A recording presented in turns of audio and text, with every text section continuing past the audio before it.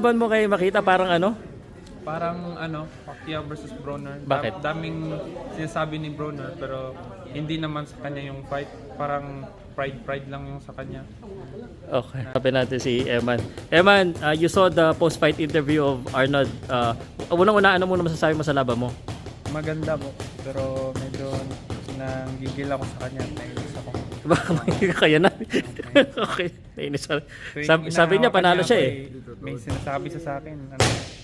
Pasimple siyang trash talk ko Okay. It's not holding me, it's not holding me. Fucking up. Dami niya sinasabi, kaya nagigil ako.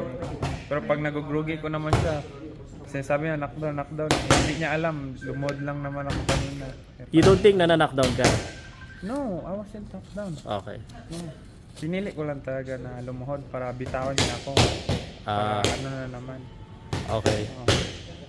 Pero alam naman din na niya ng mga fans na hindi niya talaga ako nagrugi. Kahit ulit-ulitin niyo.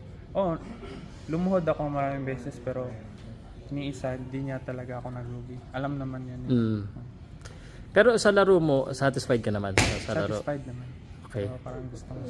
Gusto mo parang extra round? Sabi niya, gusto daw niya ng rematch kasi feeling niya panalo siya eh.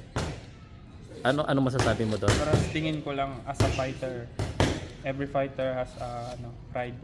Parang hindi niya lang din matanggap na natalo siya. Hindi naman talaga niya ako naglugi. Kahit sinong fans na, kahit mga bashers sabihin mo, nasuntok man niya ako pero alam ko sa sarili ko na hindi niya talaga ako nasaktan. Lumod lang naman talaga ako para ma-restart at bitawan niya ako. Yung para mag-box kami ulit. Yan. Sa laban mo, kung meron kang bagay na parang sana ito ginawa ko mas i-improve mo, ano yon? Doon sa Wala naman ako pinagsisiyan kasi yun naman talaga yung natural paglaban ko eh. Kahit sa ilang fights ko kung ano man masabi nila, wala na akong magagawa doon. Kumbaga, yun talaga yung style ko eh. Hindi naman ako si daddy ko eh, di ba? Di ba? Gusto ko lang naman mag-fight na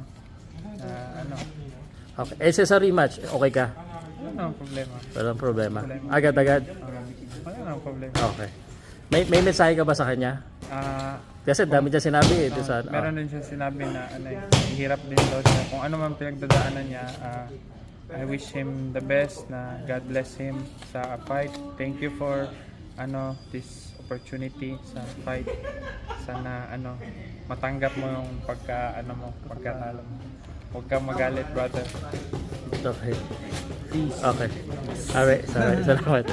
Okay. Laban mo kay Makita parang ano?